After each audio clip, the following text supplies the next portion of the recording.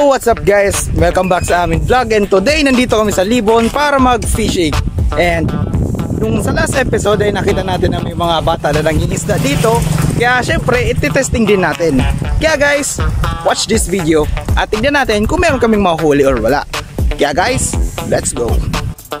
So ayan na nga guys, at ayan, siset up na ako. At ang target nga pala natin ngayon ay puyo, which is sa English ang pangalan niya is climbing perch. At ayun, naisipan ko guys na yun yung hulihin kasi maganda siya na pet kasi napaka-resistant niya at hindi siya mahirap pakainin. Tsaka ayun, wala lang, gusto ko lang siyang hulihin. Kasi sana meron kaming mahuling ganun today. Kaya yun guys, ready na ako. Lalagyan ko na lang to ng pain and tignan natin kung anong mangyari. Pero bago yan guys, kung bago pa lang kayo sa aming channel, huwag niyong kalimutan na mag-like, share, subscribe, at click the notification bell para lagi kayong updated sa aming mga susunod na episode. Now, back to the video!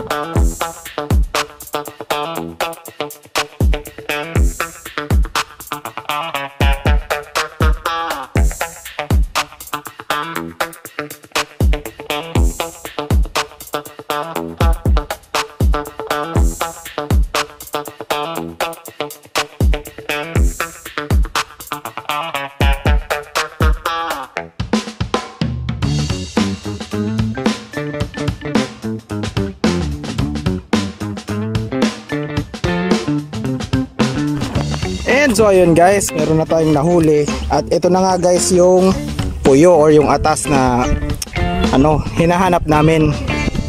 Okay, nice one.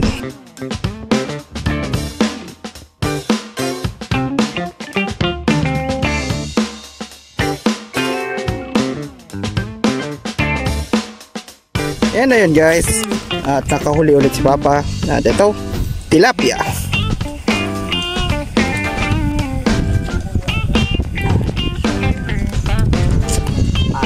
So ayun guys, nakadalawa na si Papa at ako, wala pa rin ako nahuhuli, kaya medyo malas ako sa episode na to. Who knows, baka mayroon ako mahuli malaki sa dulo or maya maya meron na rin ako mahuli.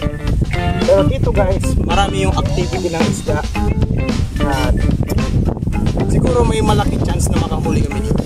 Kaya guys,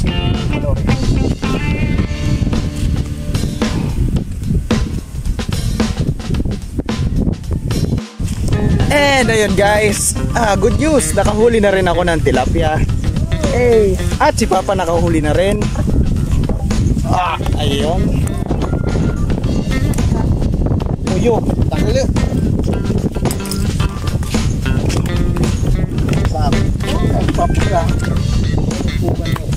Ayun guys, oh. At ayun guys, ang hinuhuli ko kasi namin ito kasi ang kulay niya kasi ay gold, tsaka napaka-resistant ng mga isda na to, tsaka parang cheap version ng arwana. Kaya ayun, hinuhuli namin. Aray ko, aray! At ayun guys, ang isa pa palang feature nito ay napakatapang na isda. Territorial kasi po. Tsaka kung makita nyo guys ang kanilang fin, ayan aray ko! Napakatalas guys na ang kanilang palikpik, ayan, aray. At sabi ko nga guys, napakatapang dahil kung makikita nyo ang hasang nila guys, patusok, ayan talas. Pero guys, itong target natin ngayon at nahuhuli natin, kaya guys, tara manood. Ay, ngayon guys, nakahuli tayo.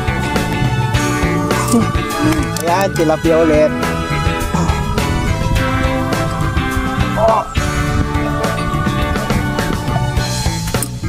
Okay, at ayun na nga guys, at iniiwan ko lang ang rod ko dito kasi nakakapagod din maghintay minsan, tsaka ayun, tinatanggal ko na lang kapag meron ng kumakalabit dun sa aking rod. Kaya ayun, ganun talaga. Kaya guys, abangan natin if meron ba akong mahuhuli or wala. At saka guys, ang fishing kasi ay hindi laging may nahuhuli ka. Parang life, minsan swerte, minsan hindi. Pero wag tayo basta-basta susuko. matuto tayong maghintay at maging matyaga. At the same time, mag-focus lang tayo sa ating goal. Malay nyo, sa huli ay magi tayong successful.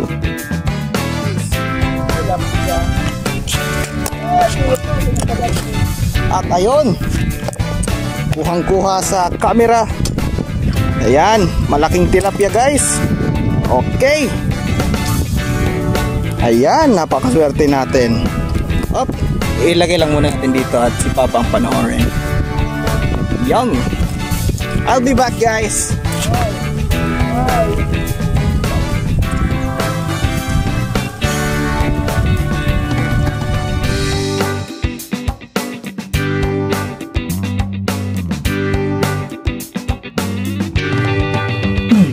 At ayun na nga guys, kung makita natin sa video ay meron nang namumuong sama ng panahon at napakalakas pa ng ulan. At nako, delikado na if magtatagal pa kami dyan at gumagabi na rin. Kaya ayun, siguro uwi na lang kami. Sayang naman at napaganda sana nung experience. Pero no choice tayo, kailangan natin umuwi. Kaya guys, tara!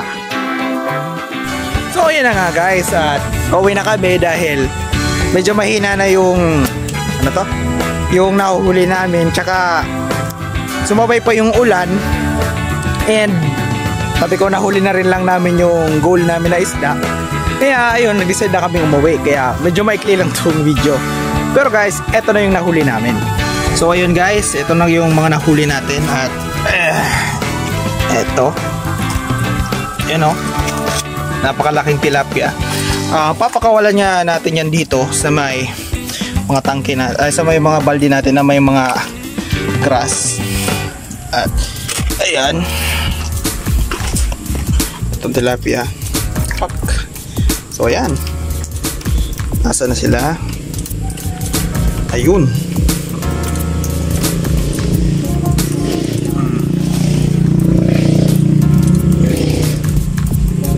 Ito yun. Yung isa hindi mo makikita kasi kulay itim yung balde. And so ayun guys, dito nagtatapos ang ating video. Paalam and kita-kits sa next episode.